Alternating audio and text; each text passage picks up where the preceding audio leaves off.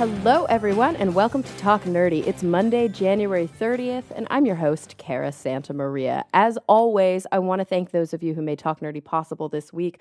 Remember, Talk Nerdy is and will always be 100% free to download, and the only way that I can afford to continue to do this show with no help is through support from my listeners. You guys are amazing. And this week, those of you who went to www.patreon.com/talknerdy and pledged your support are Mark Hepburn, Phil T-Bear, Timothy Glover, Christian Jeffrey, David Lacer, Jeffrey Perez, Stuart Ogue, the Honorable Husband, Charles Payette, Jafe, Gabriel Felipe Jaramillo Gonzalez, Brian Holden, and Jeffrey Sewell. Of course, there are many, many, many more that I can't even name. Those are our top supporters.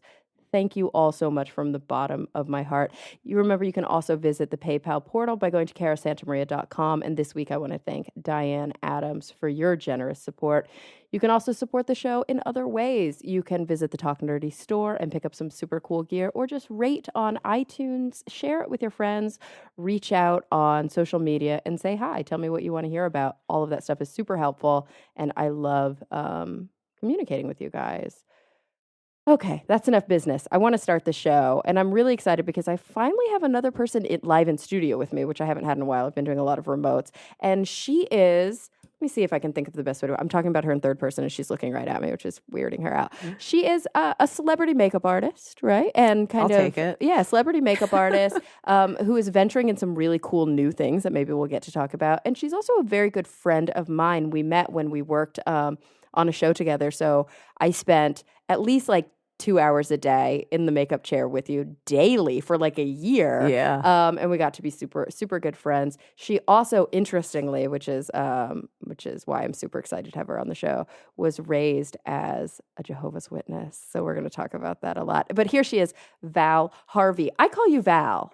Yeah, call me Val. Everyone calls you Val. Yeah. What's your real first name? Valerie. Oh, it's Valerie. Okay, Yeah. It's not Valencia or anything no, weird. It's not that glamorous. Valeria, if you want to get really fancy with it. Valeria. Valeria. I That's like my that. Latina name. I like So. that. Oh, yeah, you are Latina, aren't I you? am. Yeah. So I am. You're, ostensibly you are African American. You're Latina, African American. I would say Afro-Caribbean. Afro-Caribbean. Gotcha. Yeah. So where's your family originally from? Originally from Panama. Cool. Yeah, but we've got Caribbean roots going back to it. the Virgin Islands, St. Croix, Jamaica. Ooh, girl. Do you ever go back to those places? Yeah. I've been to Jamaica a couple times. I go back to Panama. It's fantastic there. I love it. I love Central America. I think it's just one of the most amazing parts of the world.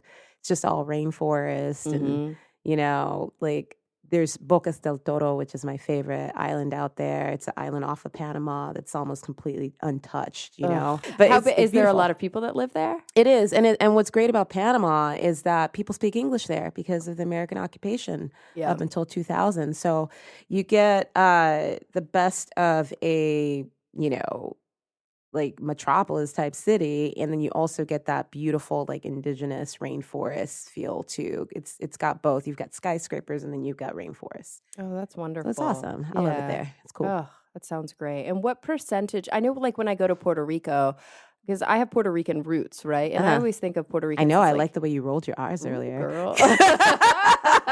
She's all. Yeah, and I always think of Puerto Rico as very multicultural, which it absolutely is. Yeah. And I think that a lot of us think of Puerto Ricans as J-Lo. Right. Well, we think of the Puerto Rican representatives that we see in TV and film, and we think of maybe some of us who grew up in New York or spent time in New York. We think of a very specific kind of New Yorican vibe. Yeah. And I'm super white. I look very white, but I'm very Puerto Rican. Right, and when I right. was reading about, because I was doing 23andMe, and I was really interested to see what my genetic roots are, I was reading online something like 50% of Puerto Ricans are light skinned, they're white. Oh, really? Because they're so Spanish. Yeah. Nature, that makes a lot of sense. But I have cousins there that are so much darker than I am. What is it like when you're in Panama? Panama's really interesting because of the canal. It just, brought people together. Melting pot of people that flooded through there and that were brought there to build the canal. You've got Asians, you've got Latins, you've got Blacks, you've got whites. You really have everything there because, like, I mean, John McCain's he was born in Panama. Yeah, that's so funny. So yeah, like you really get you get a lot of military, So it's interesting. It's an interesting culture, and my family has really deep roots there. My mother was born and raised there. My father was born and raised there. My father's parents, I believe, were born and raised in Caribbean islands, and then they came to Panama. I imagine for the canal. Yeah. But my grandmother on my mother's side was born and raised in Panama as well. Oh wow! So yeah, been there a while. Yeah, so deep roots. And my grandfather on my maternal grandfather was born in Jamaica. Mm-hmm. So it's just one of those things where we've been there a long I love time. that. So living, and I was born there too. Oh, you were? Yeah, I was born there. I was 5 when I came to this country. I had no idea. Yeah. So do you speak Spanish? Girl, no. Yeah, I'm so with you. I know. I'm terrible. I'm the same way. If your parents don't speak it around you and they don't raise you in it, like, it's tough. one of those things that where I mean, we moved to this country in the 80s. Mm-hmm. 85, and that was when it wasn't cool to be foreign. Yeah. So my parents were like, "Nope, you're speaking English. That's that." So and you had it, but you lost it. Oh yeah, like Spanish was my first language. But they also kind of did this shady thing where they're like, well, then we can talk about the kids. We can have full on conversations about them without them knowing what we're talking about. I love that. That's can hilarious. I swear or do I keep it like? Oh no, yeah, okay. I fucking swear on the show. No, yeah, I have an explicit rating. We're all good, girl. Oh yeah. fuck. Good, whew, because that would stress me out if I couldn't really swear. It's really hard to do. I know. We had to. No, that's true. On the show that we worked on together, I think we were allowed to swear, right? Yeah. You can say whatever you want. We could say what we wanted, which was awesome. Helpful because I'm not good at self-censoring because it was live, which makes it so hard. Right. So, but here, living in the States, right? You were an immigrant. Yeah. It's very interesting because I've always had citizenship because my father was a citizen. He was in the army, and I don't know what he did to be able to get citizenship. I didn't So you didn't have to go through naturalization. So I didn't have to go through naturalization. My mother did. Yeah. And then I have a sister who all my sisters are halves, but one of my half sisters that grew up with me, she had to go through naturalization and only was a resident and then moved to Australia, and now she's an Australian citizen. Gotcha. But I never really had to go through that process, but I am very seriously thinking about getting my Panamanian passport just in case. Seriously. I mean, it's not going to be bad to be a dual citizen right now. It brings up, we were just talking about this off air before we started. I've been struggling a little bit with Talk Nerdy, especially knowing what topics do we broach? What kind of episode do I want to bring to the listeners, right? Because obviously you turn on the news, and this is not just an American phenomenon. I have listeners from all over the world. It's the same everywhere right now. Everybody is talking about this, following what's going on with Trump, especially what's going on with Bannon, who seems to kind of be pulling the strings, and exactly what, especially this executive order, this quote unquote Muslim ban, which really is what it is. I know has been bringing to the forefront, and I'm of two minds about it. Like, part of me wants to just go deep into it and say, oh, I'll book a guest on that has expertise in this area, constitutional lawyer, and we'll talk specifically about this and really dedicate a whole hour, because I find myself going on Twitter and going on the news and just falling into these rabbit holes. But then I'm always mad at myself for doing it because I'm depressed. So the other mind is, let's just talk about something totally different on the show and give people a respite. There are other things happening in the world. It's true. I'm definitely trying to stay conscious, but it's always in my face. I don't need to look for it. Yeah, it's everywhere. I mean, and it's such a tough situation. I mean, I'm really proud and honored by the ACLU and by the hard work that they're doing. Yeah.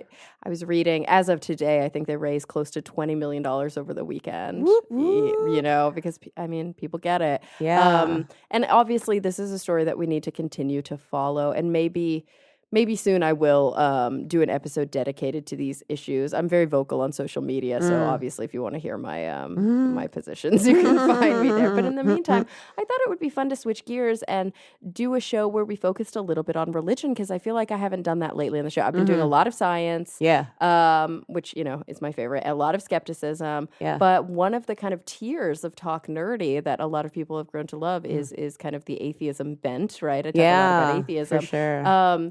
And I'm interested to know you. I mean, you're an ex-Jehovah's Witness. Yeah. How do you identify now? You know, that's a very interesting question. I guess I would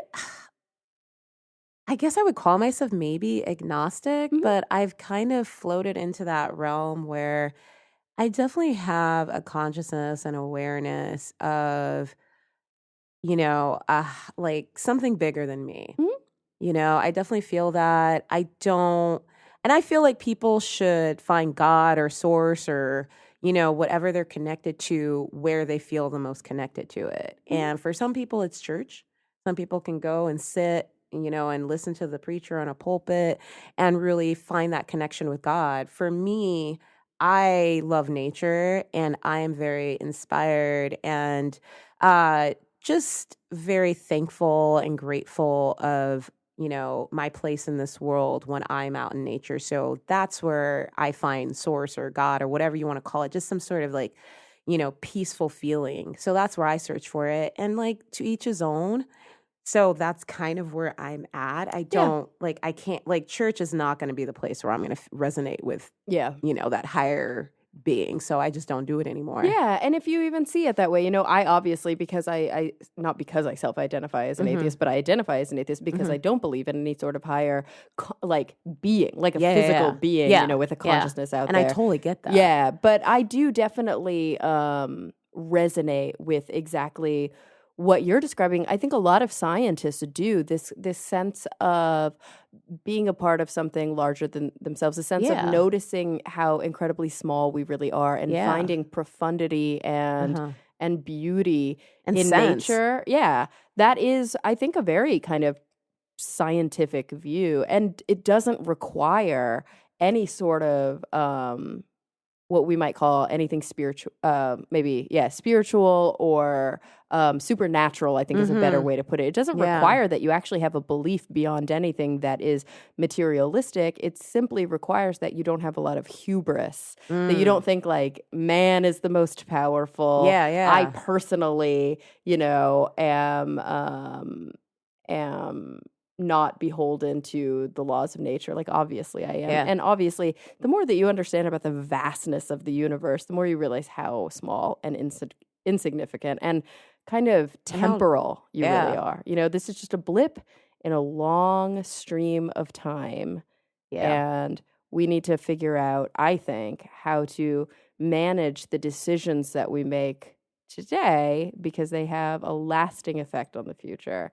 Like, the moment should be the moment. It shouldn't also control the future. Oh yeah, I don't need that butterfly effect, like you know, and that's one of the reasons why I've got a perfectly good uterus that I'm never gonna let anybody put a baby in, because I am so with you on that. just don't like. I'm just like, we are fucking shit up. It's true, and you know. I just don't want any other dependents, you know, putting their carbon footprint on this world. I'm like, I feel like I'm doing, you know, enough on my own.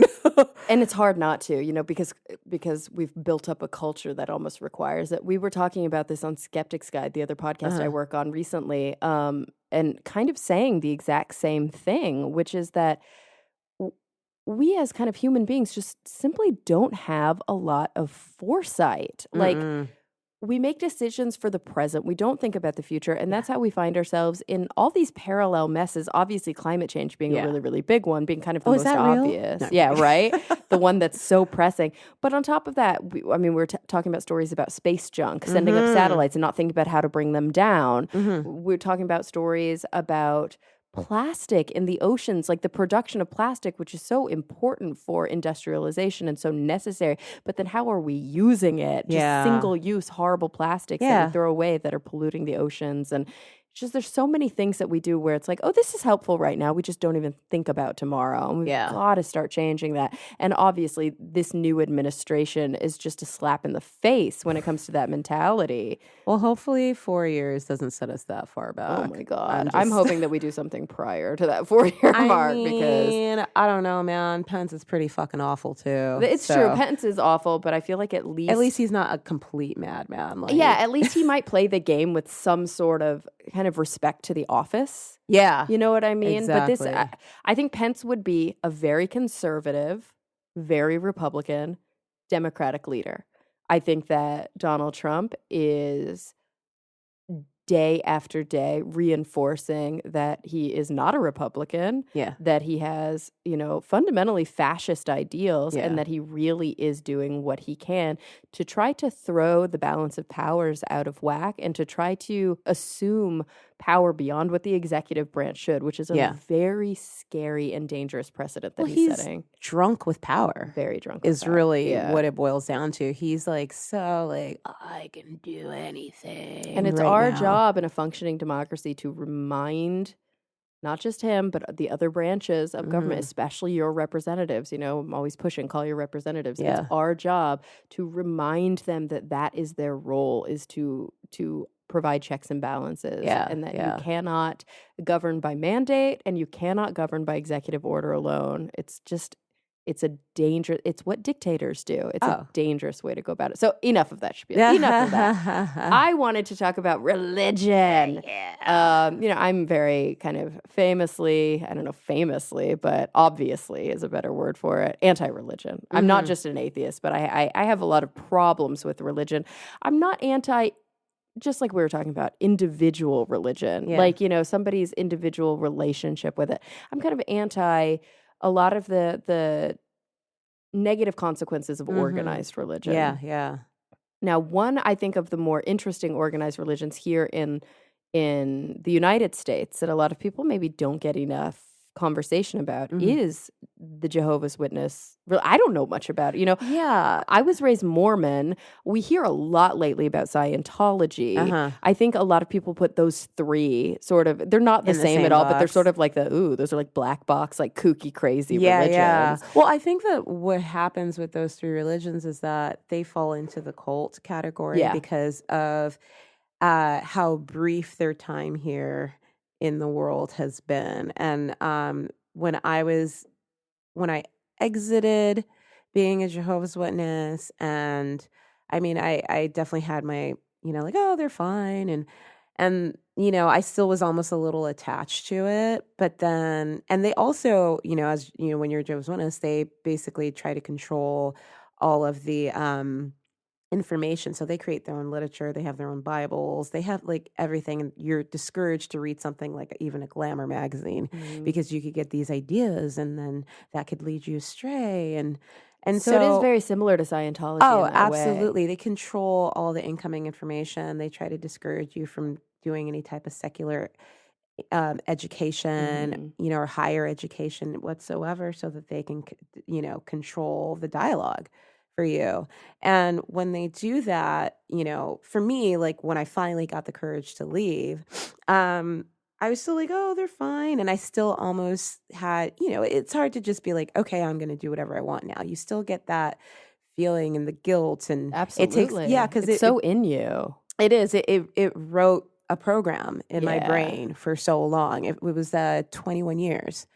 Yeah, let me get the timeline. So were you born in it? No, okay. I was, when we moved to the United States, I was about 5 years old. And that's when my mother, she ran into them. And I believe she's actually told me before that I think my grandparents were Jehovah's Witnesses. Gotcha. So she already had like a kind of an understanding. Exactly. And she was the type of person that was constantly searching for truth and needed that, tie to, somebody who was telling her what was right and wrong. And we got here, and I believe my aunts were already living in California, and a Jehovah's Witness had stopped by my aunt's house and started studying the Bible with her. And then she told them about my mom, and they visited my mom, and we were off to the races. Yeah. And interestingly enough, my aunt is not a Jehovah's Witness, and she was like, meh. And like we stayed Jehovah's Witnesses. But in retrospect, I do think that like at the time it was a good thing. It's taken a while for me to be like okay with it all, and when we'll get there. But Yeah, no, it's true. When you first leave, like there's obviously a lot of anger. And So I was 5. confusion. I left when I was 26. Okay, yeah. Yeah, and now I'm So 21 years. Wow. coming in fast on 37. So I love that you're honest about your age. I don't care. I'm the same way. Yeah, I'm like, because I feel like until I really start, like until I start looking older than I am. As long as I look younger than my age, I like the feeling of telling somebody how old I am, and they're like, "You're what?" Yeah, yeah. No, and I'm like, I say it as many times as I can. I have friends who straight up lie about their age. They'll be like, "I'm 27," and Well, I'm I like, lie about my age on Tinder. No. "Yeah, that makes sense." But that is only because when you put down that you're a certain age, men, because of this fucking patriarchal, misogynistic rape culture that we live in, they cut it off at like 28, and then you don't get the prime pickings, man. Even 45-year-old men are like, I'm not going to date. Yeah, they're like, oh, I'm stopping at 30, and I'm like, there's a whole crop of guys I'm not seeing. Yet all the 20 some odd year old girls are like, I don't want to date a 45-year-old. Yeah, exactly. And I'm like, hey, you get the best of both worlds. I don't act like a little girl, but I look young. Yeah. Don't you want a woman that looks like And a you don't young want girl? kids. Yeah, Which is very different than a lot of people. totally. And I'm definitely in that category Right, as well. right. Definitely. But I've been off the market for a while. I'm boring. Good for you. I'm like a boring old lady. I love it. I love it. I love it. I can't remember the last time I shaved my legs. Oh my God. It's the best. No, actually, I'm going in for laser hair removal next week. I I'm so love excited. it. Everybody Are you talks getting the punano done? I too? don't know yet. I'm not sure if I need to. I don't know. Well, I mean, it's almost like dating you, because like I went for laser, and it was specifically like to get my cha-cha done. Yeah, a lot of people like to do it for their bikini line. Yeah, I we'll get put the it that way. bumps. Yeah, So which is fair. I want to do. Sorry, this has gone very girly. Something like 80% of my listeners are men, so that you're just getting an education right now. No, I want to do my underarms, and I definitely want to do the bottom half of my legs. Just anything where like it's a pain in the shower. Yeah. I don't mind. And it's because I have to shave my underarms every day, or at least I try to. Yeah. And then when I do take the time to shave my legs, it's like really time consuming. I don't mind shaving my bikini line because it's quick, it's small. Or like my upper leg is really quick because it's like no woman is like really hairy, like above her knee, you know? Yeah. But from the knee down, it's just so time consuming. And so it'd be so nice if I didn't have to, because I know it never completely gets rid of it. And you have to go back. It will, yeah, but you have to do a lot of sessions. Well, you've got the perfect skin type for it, because it works really well with very light skin and very dark hair. That's the best case scenario. Me. I'm so Mediterranean. Yeah, That's exactly what I look girl, like. you'll be fine. So is it harder? It's harder when you have darker skin? Oh yeah, like I had to go for a specific laser. Gotcha. Because otherwise it can't find the follicle. Yeah, exactly. Also, you can't do it over tattoos.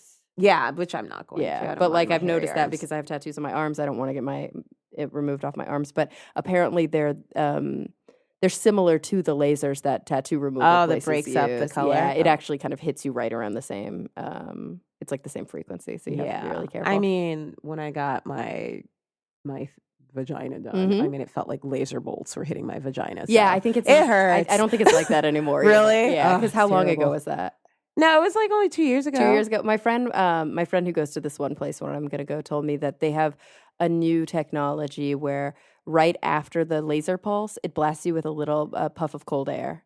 And it just like takes the sting out. She says, you can still feel it, but it's like so much better. Lightning. Yeah, I know it's going to hurt. But we've had tattoos. Yeah. That shit hurts. Yeah.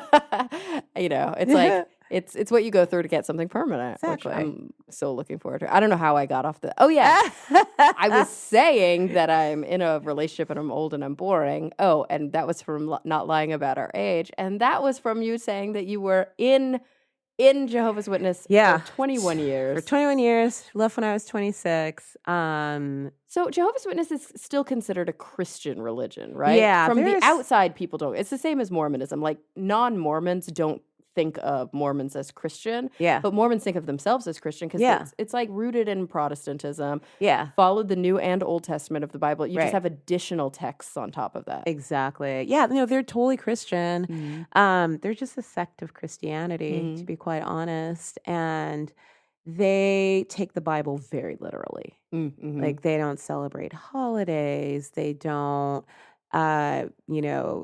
we really weren't, we can drink, but everything in moderation. Yeah. Like, and it's just, it's a lot of control. It's a lot of taking everything literally. It's a lot of policing your brothers and sisters. Yeah, it sounds very oppressive.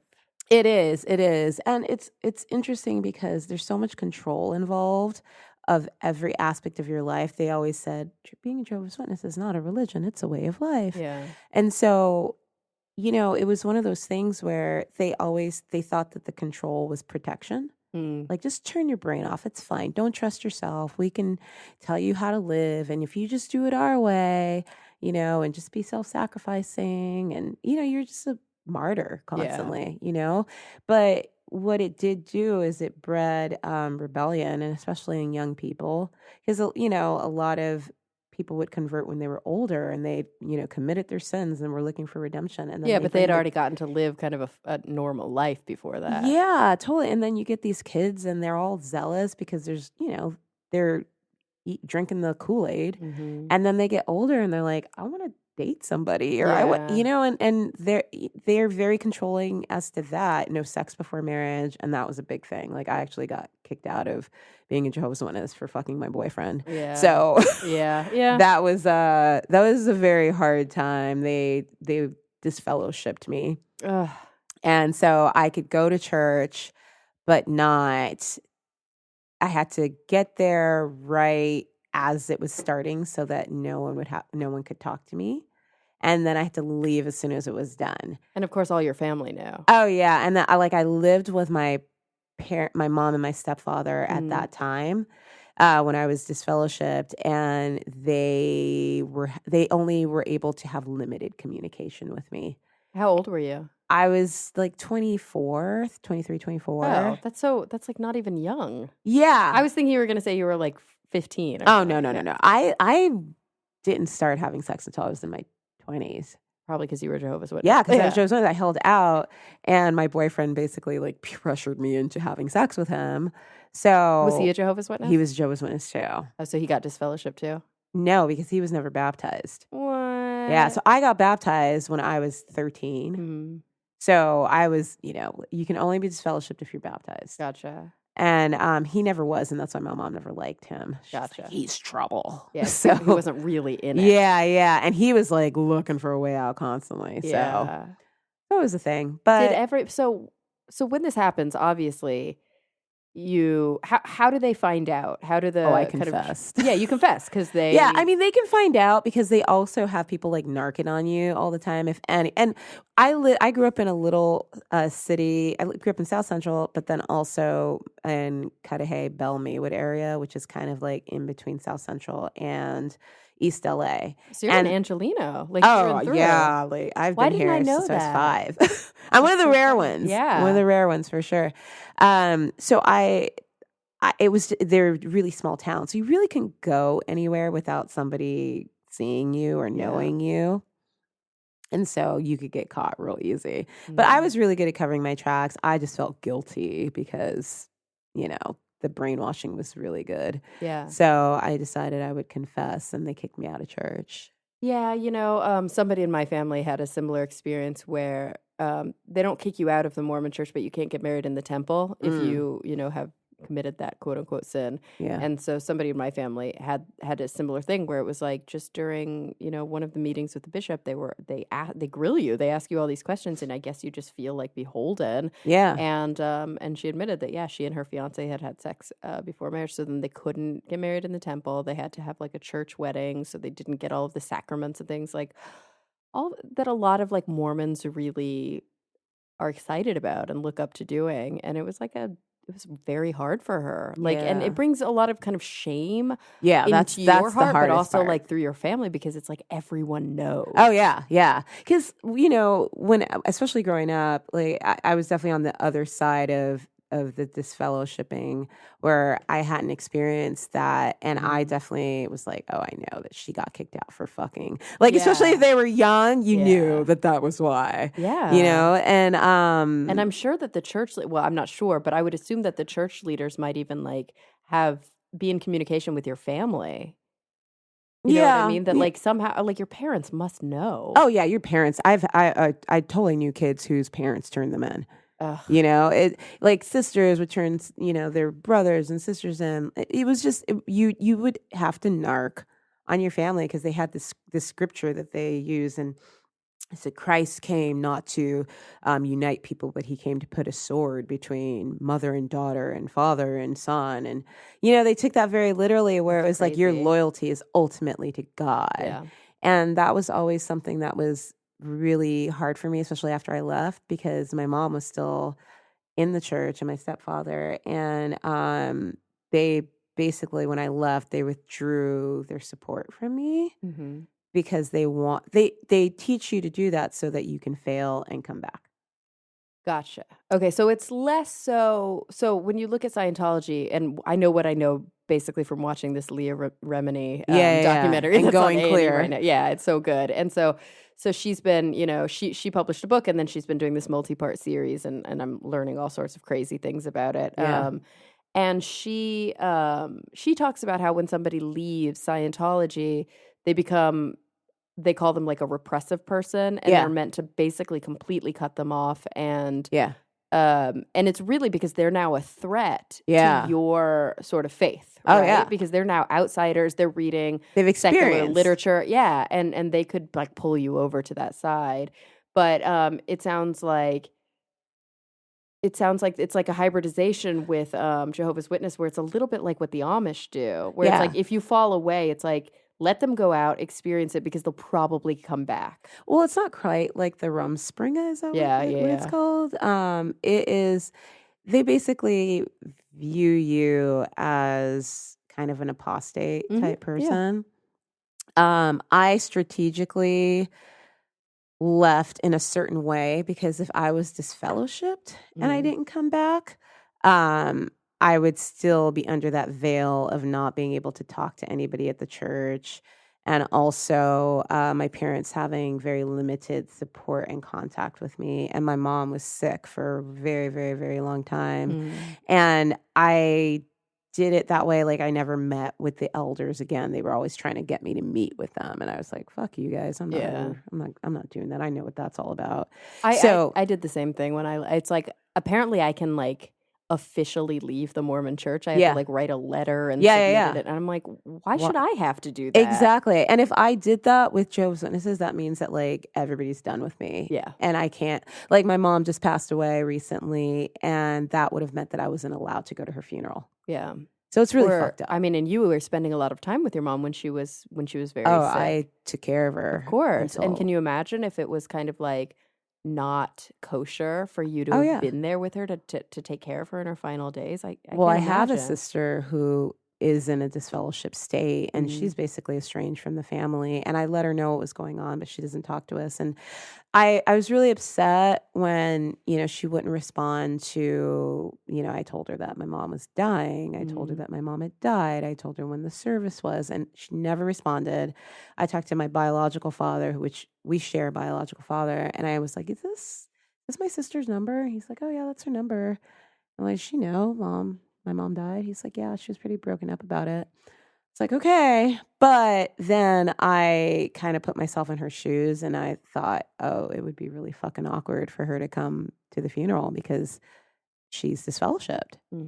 So that kind of... And everybody there is Jehovah's Witness. And everybody's there Jehovah's Witness. And it's really awkward because if they go to like talk to her, like she'd have to sit all the way in the back, all the way to the side. She couldn't interact with anybody whatsoever. And it's just a really fucked up way to grieve. Absolutely. So I'm like, all right. And it's like, why should I have to grieve according to their rules? Exactly. In fact, when I was at the funeral, me and my siblings weren't allowed to talk because we had all left the church. Yeah, we couldn't say anything. So it's still, even after death, still kind of the faith and the religion is taking priority over intimate family relationships. Oh yeah, there are sanctions for sure. For sure. And so it was a very religious funeral? Oh, yeah. Mhm. Yeah, it was. In fact, a couple of my friends, they went to go visit. I mean, they attended the funeral. Mhm. Several of my friends came and attended the funeral, and a couple of them, I was like, what do you think about all of this? You can be totally honest with me."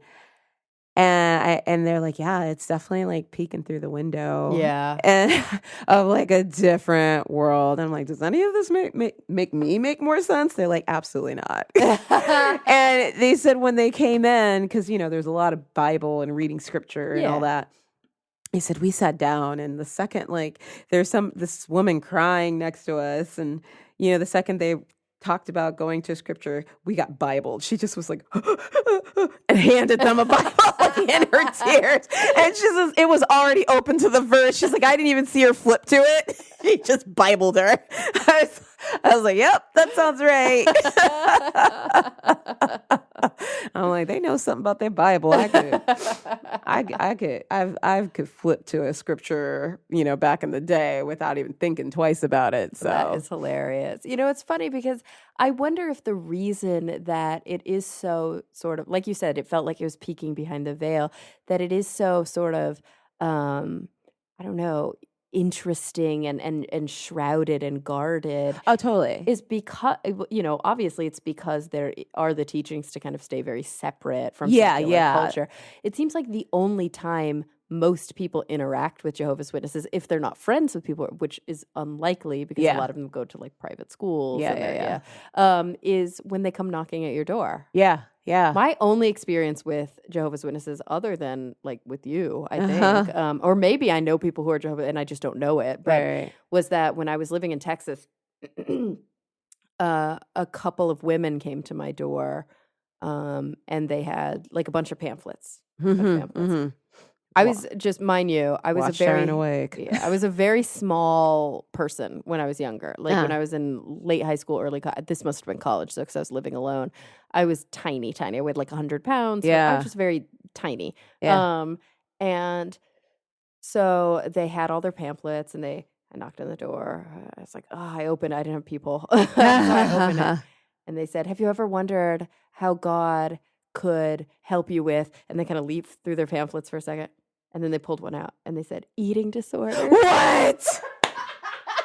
Oh my God. No, you didn't. So I guess they have lots of literature on different problems. Any subject you can think of. Well, what they would say to discourage you from going to college, they'd say, well, if you just keep up with the Watchtower and Awake magazines, that's equivalent to a college education from all the articles that we publish. And I mean, I never went to college. Yeah. And I did read a lot of the literature, and it's very well researched, but then they put that like Bible spin onto it. Of course. So that's very interesting. But so because you left the church when you were 25, like that's, usually college age is like 18 to 22. Yeah. And I just so never went. Yeah. You were in the church during prime. And so nobody in the church goes to college. It's just not okay. Nobody. It's just one of those things where if you decide to pursue college instead of a full-time career in the ministry, which I chose, it's very like her faith is not as strong. So it's kind of like, it's very gossipy. It's very gossipy. It's very whispery, and it's one of those things where. To speak to what you were talking about earlier, there's a scripture that they would always quote saying that we're no part of the world. So we were not able or allowed really to have friends that were not Jehovah's Witnesses or to have like they would say you have friends and you have associates and you associate with the world, but you can't be friends with anybody in the world.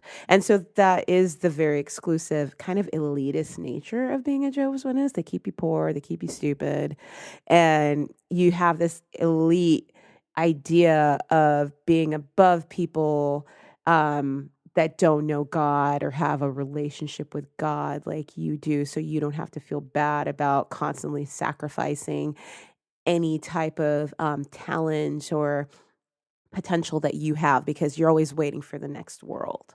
And that was something that I'm realizing now, and I used to be bitter about because I'm like, I didn't go to college. I could have been this. I could have been a great many things if I didn't. But I look back and I'm like, I think everything happened the way it's supposed to. Mhm. And I did learn a lot from that What a era in my life life. experience. Yeah. Absolutely. And there's oh my gosh, I'm so fascinated. I have so many questions. Yeah, please. I want to take a quick break Yeah. because I need to thank the sponsors for this week's episode. But as soon as we come back, I have so many questions for Val about growing up Jehovah's Witness. Yeah. All right, let's get back to the show. So we're back with Val Harvey, and we've been talking about her experience as a young Jehovah's Witness, leaving the church after, what did we say, 21 years at the age of 25. And a lot of the kind of protectionism, I guess is a good way to put it. The way that the church would kind of prevent you from interacting with the outside world. You made an interesting comment, kind of keep them, you said like keep them stupid and keep them Yeah, keep them poor, keep them stupid. Yeah, and dependent. And it struck me because you mentioned that you grew up basically in South Central Los Angeles, which is, as we all know, not a wealthy area by any stretch. Yeah, it's one of the most impoverished parts. Black child. Yeah, I mean, and is it like when you think about all of your peers in the church, like was it specifically targeted in poorer areas? Was there a bigger community in the? It's just I would never make a connection between, South Central LA, a predominantly African American, predominantly kind of lower wage area, and the Jehovah's Witness faith. But I guess I never really thought about it before. Yeah, I think that religion in general really flourishes in areas where people are a little bit destitute and desperate, to feel some sort of redemption and also purpose in life because, they feel like maybe they don't have a whole lot to offer the world except for, it's like I'm not allowed into this, I couldn't go to the White House, right? I don't know a lot of really powerful people, but I do know God, and He's the most powerful, so it does take on that elitist form, because people think that like, well, I'm friends with the most, and we would talk about having a relationship with God and being friends with God, and Jehovah, actually, it's, what we refer to God as. And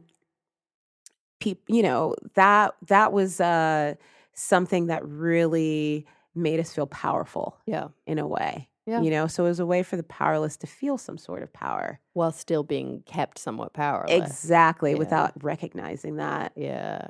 I think about, I grew up in a relatively privileged suburb of Dallas. I didn't live in the richest of the rich parts of that suburb. I lived kind of in the like in a lower middle class neighborhood. But I was surrounded by kids with means, and it was a predominantly white town. We did have a lot of kind of Latino individuals because it's Texas, and you have a lot of like more Mexican influence. And I had obviously Black friends, but it wasn't like there were that many Black kids at my school. Right. You grew up in South Central, diametrically opposed. You grew up in South Central Los Angeles, which is, a very, very African American, but also Latino area, right? Yeah. Like it was South Central for a while, and then we moved to Bell Maywood Cut a Hair, which is like Mexican, very Mexican.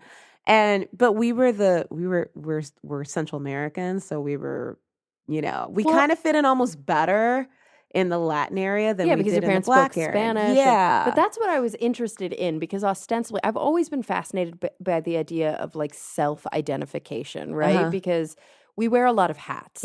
Like you're like, well, I'm thinking maybe back when you were like 20 years old. Well, I'm a Jehovah's Witness. I am a daughter. I am a girlfriend. I am a Panamanian. You think about all the different ways that we identify. From the outside world looking in, you're Black. Right? Like, I don't know that you have Latin roots. You don't speak Spanish. Or at least you don't have a Spanish accent when you speak. And that's ostensibly kind of Mm-hmm. how you appear to the outside world. Right. So walking down the street in an area like that, no heads are turned. Uh-huh. I might walk down the street in South Central and I'm like a white girl walking down the street in South Central, Right. right? That's pretty easy to pick up on. Yeah, and I have the same thing where it's like I'm Puerto Rican, but nobody knows it. Yeah. I look white. Yeah. I'm, Yeah. and so I do identify as Puerto Rican, but I think much more I identify as like a white American woman because Mhm. that's really, I think, I think you that's how people have treated you. yeah, it's how people have treated me, and it's only really my mom. I identify my mother as a Puerto Rican, and I Mhm. identify as like being her kin and Yeah. coming from that. Yeah. But I didn't really grow up in it. I didn't Yeah. really experience it. You know what? Yes, my abuelita never spoke a lick of English. Like I Yeah. remember that, but she died when I was quite young, so I didn't Yeah. have a lot of influence of that. You did. You were born in it, but then you came here very young. So I'm interested in how you culturally kind of identify because of all those different hats. Yeah, it's really it's And such and how a- much it's changed since you've left the church. Yeah, I mean, it's such a crazy thing for me because I can remember being, first coming to the States and having this very heavy, thick Caribbean accent Mhm. sounding and speaking Spanish and going to school and being like roasted for my accent, Yeah. basically, by the teachers and the kids alike. And I couldn't quite get what they were trying to put down for me. And um I did eventually, assimilate to the black scent, if you will. Yeah. You And find yourself kind of identifying more with that convenient, or at yeah, least well, because it trying was to. convenient. It was Yeah. convenient, and it definitely got me, got the heat off my back, And then we moved into the Latin area, and I kind of assimilated into so sometimes I kind of sound like a chola. Yeah. So, and then there was this one white girl that went to our school, and we became best friends, and she was like a total Valley girl. And so I kind of picked up that accent. So I float between all sorts of like weird like accents. And, sometimes, it's so funny. There's this great Talib Kweli song called Hot Thing. And he says, I love your white voice that you use on the phone when you handle business. And I'm like, yeah, you got to have that white voice. You got to speak business on the phone, Oh, and it's it's so so funny because when I worked at Neiman Marcus for a long time, and there was a point where I had a 6-inch mohawk. I think you knew me Yeah. when I Oh, had yeah. I that remember your 6-inch mohawk. And I would, answer the phones, and they'd call to make appointments. So they'd be like, hello, this is Valerie. Thank you for calling Neiman Marcus. How can I help you? And I'd make an appointment with them, and then they show up for their appointment and looking for Valerie. And I'd be like, hey, I'm Valerie. And they'd be like, whoa, what? So I can play the game, And you find that you kind of, not that you have to, but you do have to. Yeah. You have to. As a Black person or just a person of color Mhm. in this nation, it really benefits us to integrate. Yeah. If I want any type of opportunity or privilege in this world, I have to go where there are white people because that's where the privilege is.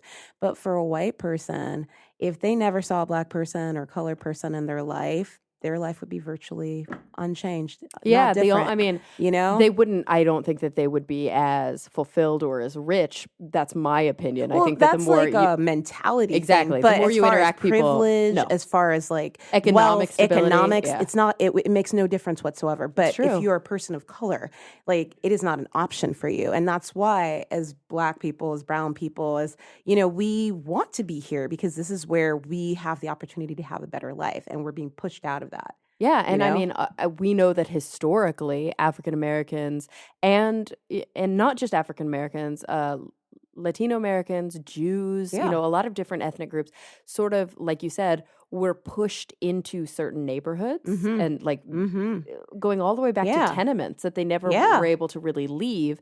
And so you're right. If you are like a white person from the suburbs and you work like you don't even ever have to go to those Nope, places. never. You never have to Never. see them. Yeah. And But if I wanted, a better education as a Black person, Mhm. I would have to force my way into a white school neighborhood. Yeah. It's just one of those things where people kind of always think we're complaining, but it's like we're not complaining. we want to be viewed as equal so that we can have the same opportunities. Like we do want a better life, and we do want to, be smarter and learn things, and we can't do that unless we all, come together. And it's just so heartbreaking when, people are pushed into the shadows, because it just makes their life so less fulfilled. But it also makes, the life of people who aren't, people of color, Mhm. not rich Absolutely. as well, Yeah, what kind of a life is it to grow up in like, a town in the South where you never ever leave, hmm first of all. You hmm never leave, so you never see any other culture. You never interact with anybody from a hmm different culture. And so you just yeah. have these very hardline views, you Yeah, know? that are all manufactured and put into your television, and that's what you think Yeah, and people of often are based color. on fear because 100%. you fear what you don't know and Yeah, what you don't interact yeah. with. Well, also, like, if you saw the documentary The 13th, Mhm. we Yeah. talked about that, and how, like, one of the major turning points went, and that was that, The Birth of a Nation was the birth, it came out around the birth of motion pictures. Yeah. And we're And talking, of course, about the famous or not Nazi, but like KKK propaganda film. Yeah, exactly. And it was made to um just propagate the hatred of Black people and justify it, so that and it goes back to economics, to keep that going so that they could, basically fuel their evil means without any type of uh, ramifications hmm whatsoever. And it's continued through the years, where people, like, I was just in Utah for the Sundance Film Festival, and I was like, wow, you guys really only see Black people once a year. I was just walking through the airport, and I felt like a unicorn. Oh yeah, especially Like, in Utah. yeah, Oh, the it's so white. stairs and I was like, I live in California, this liberal bubble, and I just never think about it anymore. Yeah, that's true. Because living in LA, you see all kinds of people. I mean, Yeah, everybody lives in LA. exactly. And I mean, there was a point in time back in the 80s where if I were to go into a white neighborhood, I would be escorted out very quickly. Yeah, And it would be like, what are you doing here? yeah.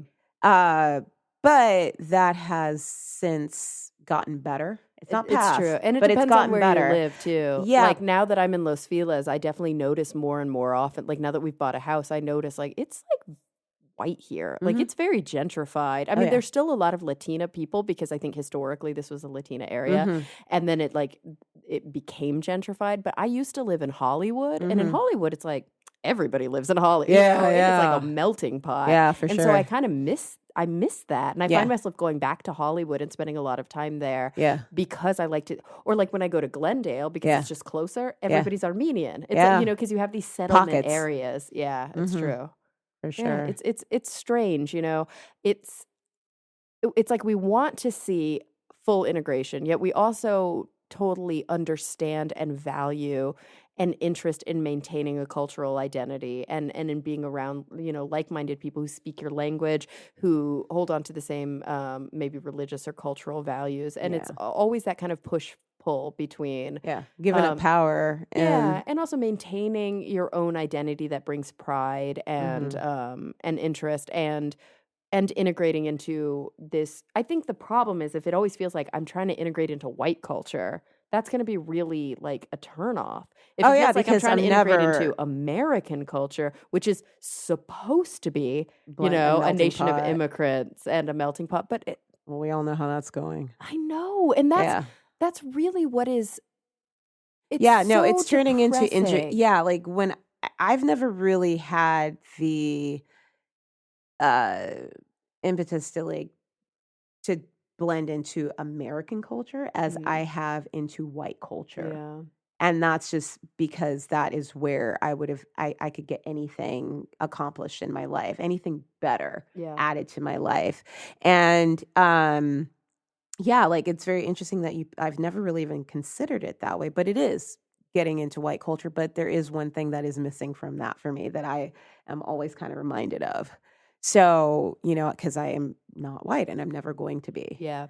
And you I think know? that's why it's so important when we see steps historic steps, like Barack Obama being elected president of the United States, like seeing people of color and women and LGBT individuals in positions of power. Yeah, you we know, need it. We need it because the more that it happens, the more it becomes normalized, and then it really is about integrating into American culture and not white culture. Yeah. As long as it's just white people in power, it's always I gotta play the white game. Yeah. And that's why it's so depressing to see this utter backlash from Barack Obama. Oh, You know, this like we made so much progress, and then Trump in so many ways was this like really negative consequence of the individuals who are not okay with that kind of progress really speaking out. And the fact that Bannon has been put in such a position of power next to Trump, and he is a known white nationalist from Breitbart, and he is known to harbor like such horrifically backward racist views. You see them just in the way that Trump talks. You see them in the way he acts. Obviously, the Muslim ban is a big, slap in the face. Yeah. But it's even more than that. Like, he'll talk about the inner city, and he always just talks about crime in the inner city. Yeah, because it's a euphemism. Yeah, well, he's has fallen victim to the same pitfalls as a lot of white America, that it's in that 1% where the only time they are ever exposed to Black culture is on television, and it's skewed a certain way to make us, just to keep us there. And it's especially annoying that that's the case for Trump, because Trump grew up in fucking New York City. He grew up in the most culturally diverse place in this entire country, yet he grew up with so much privilege that he was able to avoid color altogether. And that's, you can't, like I said, that goes to my point. As a white person, your life is unaffected. Yeah, it's true. And the only time that he ever really had to deal with race when we've seen this. Like, if you watch this incredible documentary on Frontline called The Choice, I think. It was really just following Hillary Clinton and Donald Trump through their entire political career and their political aspirations, taking them to where they were right as the election was happening. And then they did some follow-ups on Trump as president.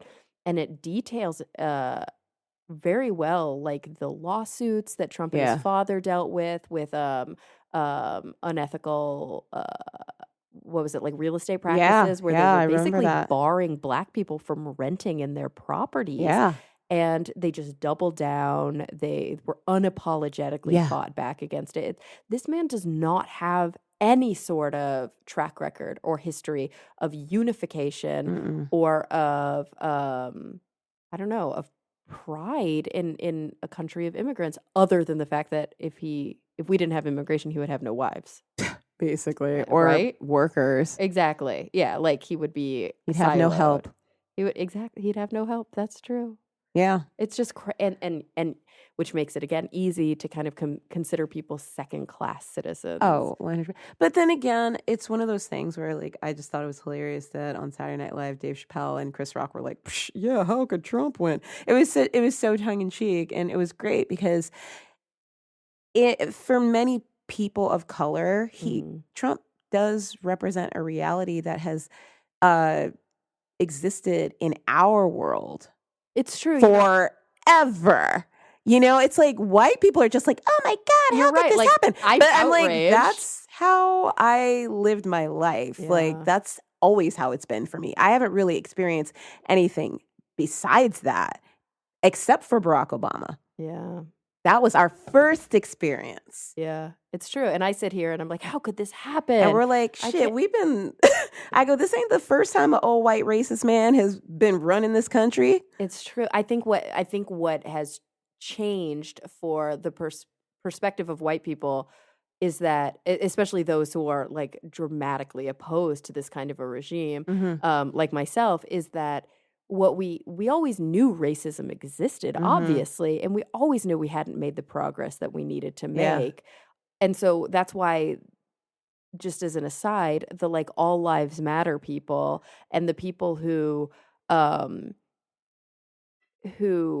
of like pretend like equality, like parity has been reached and equality has been reached, so why should any sort of underrepresented minority get any sort of special privilege? The people who like act out against affirmative, like those assholes who just don't get it. I think in so many ways it's because in white society, Mhm. it has not been in white, especially where I grew up in the South, sort of, but I didn't grow up in like the deep South. I grew Yeah, up in yeah, metropolitan areas in yeah. Texas. Pleasant society. Mhm. Racism existed, but like those were the racist people. Yeah. Like you'd be like, oh, that woman's racist. Like, but she's behind the times. And anybody who was overtly racist was like poo-pooed. But Yeah. it was seething under the radar. And Oh, now yeah. there's been this transition where it's overt again. Oh, yeah. But that doesn't really mean anything has changed. It just means people are more emboldened to say what they want to say anyway. Exactly. Like it was always there. It was always under the surface. I could feel it. And a lot of my friends, I like, and again, because I've had to integrate a lot of the times, I do find myself as that token Black person, that I'm the one Black person that's allowed because I'm not, like I would get when I was growing up, oh, you're not like them. Ugh, Because that's I could horrible. speak, because Yeah. I spoke a certain way and I carried myself a certain way. So I was allowed Yeah. to join the white people, and Yeah, and you are very kind of you have varied interests, and I think a lot of it, like all Black people have varied interests, but a lot of people try to paint individuals with broad brush. Like Yeah. cholos only listen to this kind of music. Exactly. Black people only listen to gangster rap. Yeah, and you've yeah. got like a Joy Division tattoo. So Yeah. that's not normal. Black people don't like Joy Division. It's like Right, yeah, some right. Black people like Joy yeah, Division. why not? Why? I've got ears. I can listen Exactly. to whatever I want. I can appreciate music. It's know, crazy. Yeah, it was one of those things. So my friends, like, this is my frustration because obviously, like, I love white people. I love everybody. But my frustration is when my friends or when I hear people who are against affirmative action or against Black Lives Matter or against they just kind of make it seem like we're complaining all the time about getting, bullshit. which is, and it's like, my frustration is that they feel like they've let us have equality. And that's the operative word. It's like, well, you have this now and you have we let you have it. And it's like, you do not have the monopoly on equality. Like we should have had those things to begin with. It's not like you've let us have it. You've oppressed and repressed us from having it, but it wasn't yours to dictate how it should be given. Yeah. And that's my frustration. Like that is so inherent in white privilege. Yeah. That because they were the oppressors for so long, that then any move to lift oppression is somehow a gift. Exactly. And it's like, aren't we so great? We let you have a Black president, but yeah, that's disgusting. like we let you have this and we let you. Insulting, really. Oh, it's so, and it's not even just with Black people. It's with women. It's with, it's with any type of, it's like they get to dictate who has equality, and it's not fair. And that's why we keep complaining. Yeah, but that's why we keep fighting. Saying it, yeah, you hear that's it why we so keep. much. Yeah, and like a lot of my white friends would be like, "Ugh, here she goes again," and I'd be like, "No, it's horrible." And I see it with yeah, I see it with the women's movement hugely on social media. Some of the very people listening to this podcast are what have kind of become, I don't know if they've labeled themselves or if other people have labeled them, these MRAs, these men's rights activists. And I see them popping up and yelling, calling me a social justice warrior, which they use as a derogative term, which to me, I'm like, yeah, I'm a social justice warrior. Yeah. Like, of course I want social justice.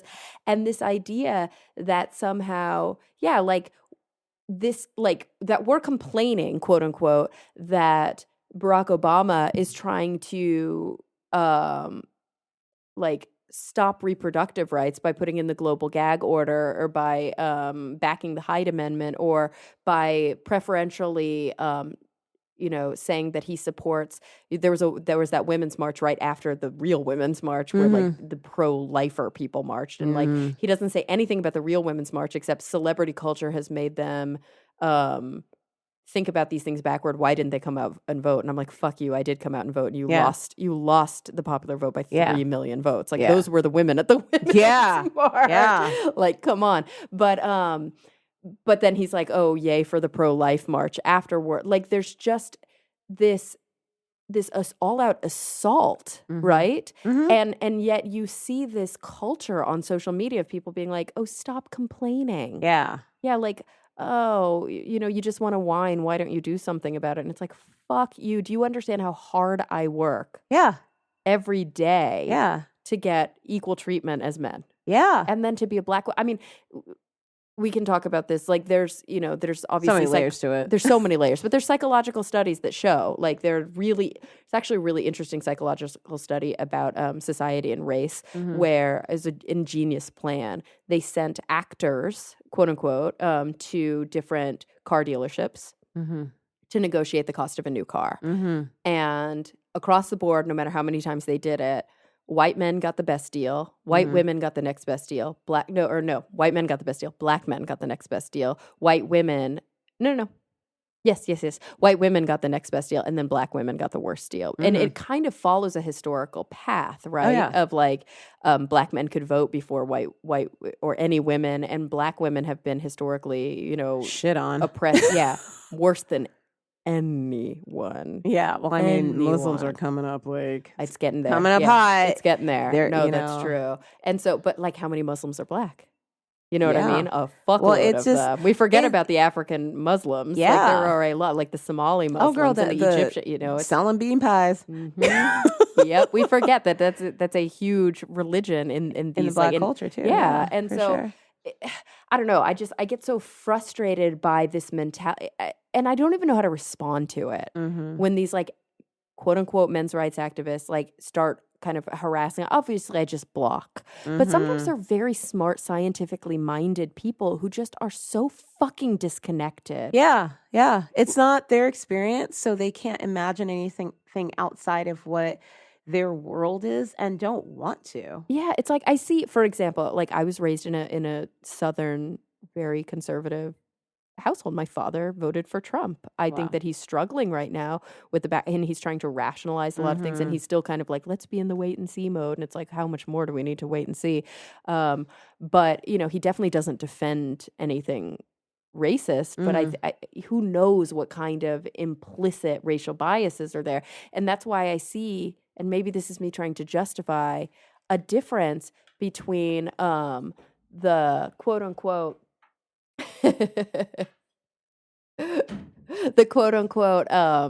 closing some doors for more privacy, just so we can hear better. I can totally hear my alarm going off. Oh, that's funny. I didn't even hear it.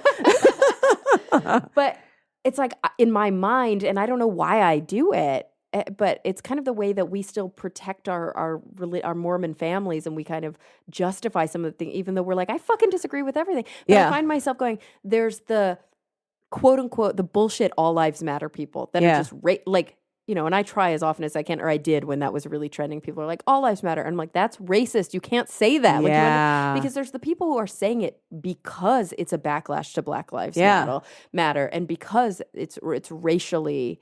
And then there's the people who are so fucking dense that they don't realize all of the context around the movement. And they don't realize that saying, of course, all lives matter. That's not the fucking point. Yeah. The point is that we no are targeted. Black lives are targeted. Exactly. And they're historically disenfranchised. Yeah. And you can't level the playing field by all of a sudden just saying it's level.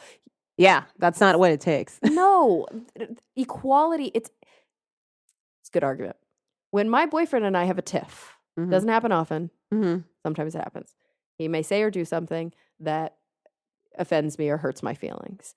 We can't just act like nothing happened, because we haven't yet gotten back to the natural kind of default state of being. He has to be overly awesome to me in order to make up for the awfulness until we're back to being level. And that's really, I think, what affirmative action is all about. It's about ensuring that there are carved out opportunities for individuals who are disenfranchised because the system doesn't allow for equality yet. Yeah. I mean, systematically, we are kept down. And people have implicit bias. It's gotten to be so bad that African Americans themselves have implicit bias against African Americans. Women themselves will on self-report measures that show like unconscious bias will show that they think men are stronger than women, or men are more capable. It's fucked up. It's what happens when society feeds you this poison for so long. It's like being in a zoo, where an elephant is ultimately more powerful than a human. But if you break him, then he forgets that he's an elephant. He forgets that he's powerful. And he submits to this weaker human. And that's, I think, a lot of the position that a lot of us are in. We forget our power because we've been broken down to forget who we really are. And, when I think about, the Black Power movement or, like just Black Proud, Brown Pride, because we've been taught that our hair was bad, our skin color, everything was constantly anything that you see, in society or advertising that's good and that you want is inherently white. And Yeah. so we had these movements to help us to appreciate our kinky hair and to help us appreciate our dark skin and to know that that was beautiful. But a lot of people, outside of our race were, they thought somehow if we thought that that was okay, that it would take away from them, that Black pride meant white hate, but that's not it. It's just helping us to appreciate and love who we are. It's self-love. And that's a dangerous place for people who want to stay in power, because if an elephant loved that he was an elephant and all his power, then there would be no fucking zoos. Exactly. And that is really scary to the People in power. What's growing to be a minority of rich white men. Who Yeah. are They're death threat. terrified. They're terrified. And that's what is going on in this country. Of course, this take America back, make America great again. Like all of this shit is basically just like white nationalism. Exactly. I don't want to give up the power. They Yeah. see it fading and they don't want to give it up. And it's their desperate attempt to grasp and hold on to it. And in doing so, they equate like what you were just defining as Black power with violence and aggression. Like there's always been this long-standing like smear campaign, this propaganda campaign that like starting with Birth of a Nation. Exactly. Black people are scary. We should be afraid of them because they're going to rape and kill our white women. Don't trust them. They're control savages. them. I mean, the overt racism that we saw when Barack Obama was in office of like, showing him as like an ape, showing him. I mean, it's just heartbreaking. Disgusting. Yeah. And it must bring back themes that like a lot of young Black kids, I'm sure that they experience, systemic. I know they experience systemic and under the radar racism, but they probably, depending on where they live, wouldn't have experienced a kid walking up to them and calling them a fucking ape. Yeah. Like just overt, disgusting. And now with the rise of this Trump regime, it's somehow okay again. Oh yeah. Say what you were thinking. Say it where you're just wear it on your sleeve. It's it's horrific. It is. It's terrible. It's so terrible. And it must be such a tough position. I mean, I'm freaking out. I'm losing my shit. I'm so depressed, and I'm so worried of the kind of long-standing damage that this is going to cause, both for our internal society as Americans, but also definitely with our relationship to the rest of the world. Mm-hmm.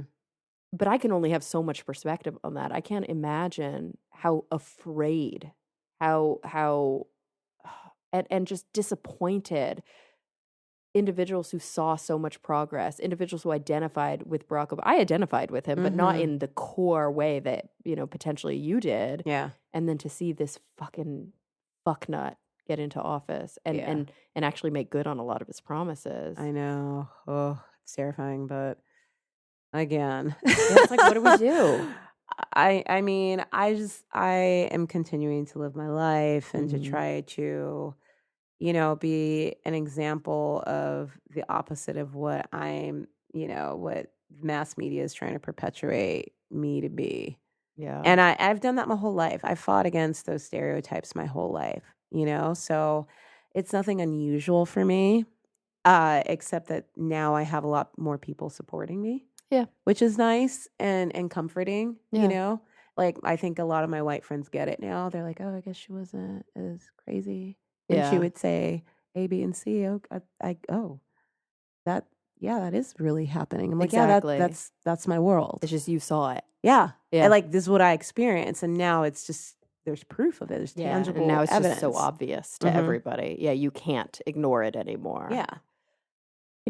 I really appreciate, it's funny because I wanted to have you on because I was like, oh, we haven't done a religion episode in a while. And it's actually reminding me of, I'm actually like a little embarrassed and pretty ashamed that it's taken this many episodes to really sit down and have an honest conversation and an open conversation about race and about these issues here in America. And it's making me realize how much more often I need to do this. And so I really appreciate you being super frank and open and allowing me to ask some potentially even naive questions. And, It's okay, man. Like, I'm so happy that we are having this conversation and that it's not one of those things where, because a lot of people that if I start to get into it, they get all uncomfortable and don't want to entertain any thought outside of, we're in 2017, so nobody's racist anymore, and they don't want to consider any other experience. They're just like, you've got the right to A, B, and C, and that's that, and the book is closed, and there's no more of that. And that, in fact, is racist. But the fact that we're having this conversation, that other people are going to be able to hear it and maybe think twice about certain ideals, because in my opinion, I don't really think that everybody's racist. I think that there's just so much ignorance out there, and so many people that aren't willing to consider that, because of social conditioning, you are predisposed to thinking a certain way. And because of environment, you are not exposed to another way of life. And therefore, you have a certain train of thought and you believe a certain way, and you can't imagine that other people have to deal with that because you never have. But if you're at all willing to say, and like, talk to that one friend that you have that's maybe Black or Latin, or, if you're a white person, maybe you only have that one friend and you're like, well, I'm not racist, I have one. Or like your one gay friend. Exactly. And ask them, like, just out of, wanting to learn how to treat people better and to be better. Like, has there been anything that I've ever said that offended you? Have I ever done anything?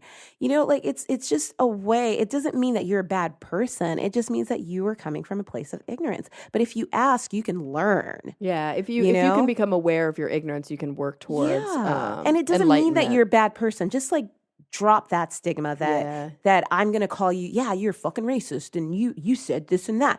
No, I'm happy to help you understand my experience as I want to understand your experience and live and work together. But we're never going to get to that place if we're not having conversations like this. And don't just stay within your siloed kind of area of information and entertainment. Get outside of your bubble. Watch documentaries like 13th, watch. There are a ton of beautiful and brilliant movies that are up for a lot of awards right now that really give you insight into, like we were just talking about Brokeback, right? Moonlight's so good. It's so good. And just really read The New Jim Crow. Yes, it gives you insight into a culture that maybe you don't come across, because it's very hard to exercise what I consider to be the most important human trait, which is empathy. It's almost impossible to exercise empathy if you never experience other cultures and other viewpoints. The most empathetic people on the planet are those who have taken the time to learn from people who are different than themselves and listen to opinions that are different than their own.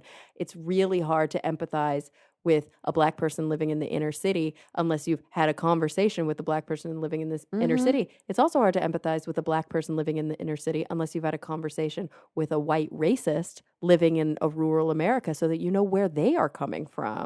Because until you really understand all of these perspectives and admit to yourself that they exist and they're pernicious, it's very difficult. It's easy to pretend this shit's not happening. Word. And so you got to find, but you also have to find balance, because I get sucked into Twitter and I get sucked into the news and I get so depressed that I can't even function. And so you've got to find balance and remember that you're still the arbiter of your own life. You can find joy in the things you do, right? And you can continue on. I didn't even mention, it's funny because we started talking about Jehovah's Witnesses, but I mentioned that you're a makeup artist, right? You're a celebrity makeup artist. You do beautiful. Oh my God. Thank you. You've made me feel prettier than anyone else in the world. Seriously. I love that. And you also, there's so much more depth to your approach. We didn't really talk about the racial implications of makeup, but there's a long history there, right? Of how often would a Black woman, you've been on camera too. Have you ever sat down with a white makeup artist who's like, oh, I don't have your Oh, foundation. all time. Yeah. All time. Well, it's one of those things really interesting. I just did Sundance, and it was the first time I ever went, and I was super proud because I was there doing the executive producer of a show called Underground, and it's about the Underground Railroad, and the executive producer is Black, and she really wanted a Black makeup artist Yeah. to do her makeup. And as I was being vetted for this job, I submitted my portfolio and it mostly had white people in it. Yeah. And that's happened to me more than once, where a Black person looking for a Black makeup artist, because it is very difficult, because like even my portfolio is very, very white. But it's not that I don't want to do more Black people. It's just Black the people aren't on TV. opportunity. The opportunity is not as prevalent. And that is a reflection. Yeah, and the products. I mean, it's gotten a lot better because I also started in cosmetics, like selling cosmetics, and it was always one thing. Where are all the colors that blah blah blah puts out? And I was like, well, that's lily white, so that's not even going to work for me. So I don't know what you want me to do about that. Exactly. It's like there would be like 20 shades of white and then like Exactly. 2 shades of black. It's like you're either black or kind of black. Exactly. Like, or no, like no. like Latin black. Like it's like that. I mean, Yeah, you can be white, porcelain white. And it's like I can't even tell the difference between these 2 white shades. Yeah. Yet these African American shades, or just I should say these like the deeper 2 tones. Yeah, the 2 like deeper 2. Are you kidding tones. me? Yeah, for sure. Ugh. So it's just one. Yeah, I mean, I've definitely experienced that in my industry, where I would love to work with more people of color, but you can see where the opportunity is in, because it makes sense that you see a white makeup artist's portfolio, and you're like, oh, she does, and then you look at this Black girl, they're like, where are all the Black girls? I'm like, well, yeah, where are they? Yeah, that's true.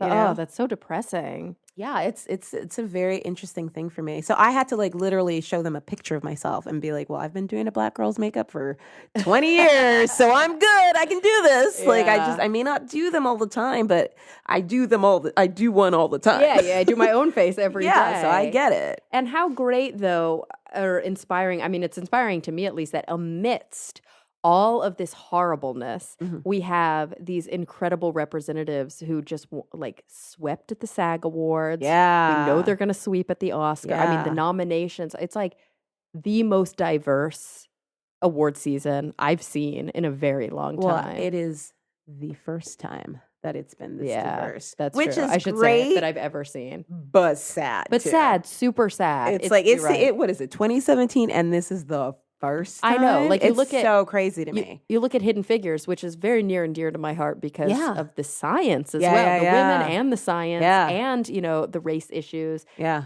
But this is a movie about women in the 60s. Yeah. And it's reflected in the attitudes in 2017. Yeah. It's crazy. Finally, we're hearing about that. Finally. I was watching Saturday Night Live, and it was so hilarious because Leslie, what's her name? The awesome Black chick. Oh, yeah. She was from on Ghostbusters and everything else. Ghostbusters. Yeah, she's so great. And she was like, you know what? I am so sick of the peanut butter guy. That's all anybody ever talks about during Black History. He made peanut butter.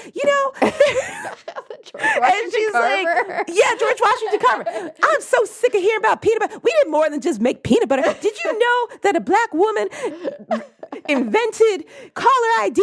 Somebody should have called Shirley back. She invented a way to find out who called. That is funny. I was like, you know what? You're right. Because for Black History, that's all I've ever grown up hearing about. Martin Luther King and George Washington Carver. But we done did other things. I know. Yeah, you never heard about Katherine Johnson. You know don't. what I mean? And she's still alive. Yeah. She's awesome. Yeah. I know. And it's we see it in science too. It's like the women are overlooked. The people of color are fucking overlooked. Just left or right. I don't know if I've gotten to brag a little and then I think we'll start to wrap things up. But a little tooting my own horn. I was very lucky. It's not even a brag. I'm so grateful that I got to be involved in some of the promotional stuff around Hidden Figures because of my science background, where there's an app that you can download that is it's an IBM and New York Times kind of partnered app about Hidden Figures. It has all sorts of great interviews with the cast and cool stories about the 3 women that were represented in the film. But there's also a cool what do you call it? Augmented reality portion where in your city there are quote unquote statues all around your city. They're not real; they're augmented, representing both the 3 women that were in the film and then 7 other historical figures that were either African American, female, or otherwise underrepresented. Some disabled individuals who were like early engineers and scientists, and you walk up to these quote unquote statues, these kind of augmented reality statues, and then there's a biography that's read, and I got to like write and do all the audio for the biographies, which was so much fun. I gotta hear that. Yeah, and it was really an incredible opportunity, because obviously I care about this shit really deeply, but B, I got to dig deep. Like I've never really had a full opportunity. Katherine Johnson, yes, because she's pretty famous within circles who know of her. But I got to dig deep into these characters who really were hidden. Their Wikipedia entries at the time of working on this were tiny. And then IBM and the New York Times and all of these wonderful organizations that work together beefed them up with good historical documentation. But it was really fun. And I don't know. You got to see Hidden Figures. I know. And read the book too, because the book's stunning. Gonna do it. Okay, so first, I want to thank you for being here. We got to do this again. Second, I hope you're okay with it, but I close every podcast asking my guests the same 2 questions. Yeah.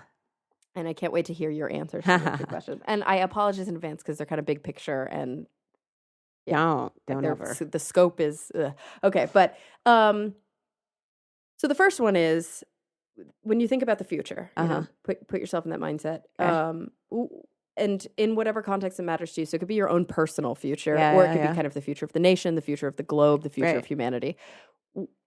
First, what is the thing, if you had to pick one thing, which is hard, that kind of keeps you up the most at night, that worries you, that concerns you, that is very, heavy on your heart? And then the second question, so we don't totally cry at the end of the episode, is the opposite of that. What is the thing that you're most kind of excited and hopeful and optimistic about when you think about the future? I know. I'm an asshole. That's heavy duty. The thing that I like worry about is basically Trump having nuclear codes, because like I said before, like it's not the first time an old white racist man has run this country. And so that I'm not worried about at all. I know I can get through that. I know like we've gotten through that before.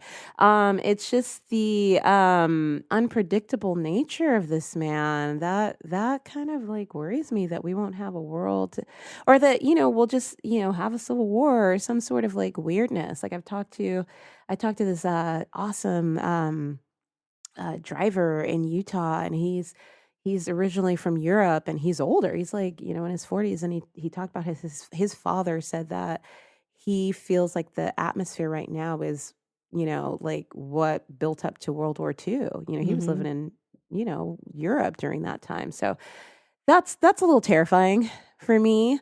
But what really sustains me through all of that is that I do feel and understand what it is like to persevere in the face of these type of pressures because of being a Black woman. And I know that ultimately evil will not prevail. And I know that there are people in this world that, maybe thought that it was going to be easy street to having certain rights, but when you look at how long Black people have been struggling to gain rights, it never came easy, and it ain't all here yet. Yeah. So it just means you just got to stay focused. I'm happy to do that. I'm happy to support my LGBT brothers and sisters. I'm happy to support my Muslim brothers and sisters. I'm happy to, I am so for protecting and embracing Syrian refugees. I am so for women's rights. I am so for Black Lives Matters. I support it all. I support an equal world. And I know that those conversations are going on around the world. So in that way, there's always hope, and there's always beauty that springs from the kind of stagnant fertilization of, because it's when you think of fertilizer, it's all dead shit. Yeah, it's all poop. It's all poop. It's all shit. And fucking Trump, he's just shitting on everything, and these fucking just his cabinet, they're shitting on everything. But you know what? We grow in shit. Yeah. So Yeah, that's true.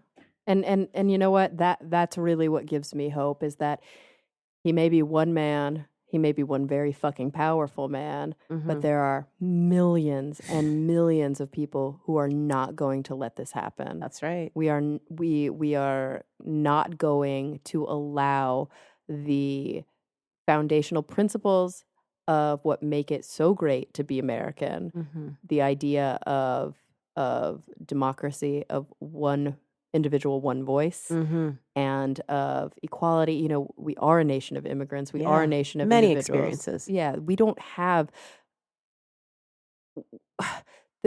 What does it mean to be American? It means a million different things. Yeah, one experience does not define all. No, we are not And we will like some not of be those pushed- countries where the native individuals are really the only individuals that live there. We unfortunately suppressed, and suppressed is a light way to put it, obliterated our native people, which is disgusting. The European imperialists that came over did so. Although even they are strong and are pushing back, and are doing amazing activism right now. Yeah. But we've blended so seamlessly those native individuals with people from across the world. Yeah. What does it mean to be American? It means to be from everywhere else and from here. And from here, Native Americans, yeah. I know. And so big, lots of support to them as well. Yeah, and so this is only going to improve. I mean, it might get worse in the moment, but we won't let it we won't let it like beat us down. Yeah. And we have legal recourse. And I'm super proud of the ACLU and all of the constitutional lawyers that are working around the clock and not sleeping to help protect our rights. And we won't be forced into the shadows. No, I want to thank them for that. So Val, thank you for coming on the show. Before you go, I want people to know where they can say hi and say that they, that they learned from this conversation. My handle is Mohawk Makeup across the board. So Twitter, Facebook, and Insta? Well, actually, Insta and Twitter. I'm Val Harvey on Facebook. And I've got a project that I'm working on right now called More Than Just Lipstick, which is coming soon. And that's going to be on YouTube, or you're not sure It's going to be on YouTube, Oh, it will be on YouTube. And Good. it will also be a blog. So stay tuned for that. It'll be really great. I'm so excited. And you've just kind of started doing it. I just recorded my first episode, so we are in the production process. Yes, I can't wait until it comes out. And this is really like an exploration of, doing makeup, making a woman feel beautiful, but understanding all of the things that are beyond what that relationship of being in the makeup chair has to offer. Yeah, right? Beauty comes within. Yeah. So yeah, it's bringing that to the surface. I love that. Well, Val, thank you again for coming on the show. It was so enlightening. I kept you way longer than I promised I would. So. No worries. We had some great conversation. I know. And I know I learned a lot. I know. And I hope that a lot of my listeners did. And guys, thank you so much for coming back week after week. I'm really looking forward to the next time we all get together to talk nerdy.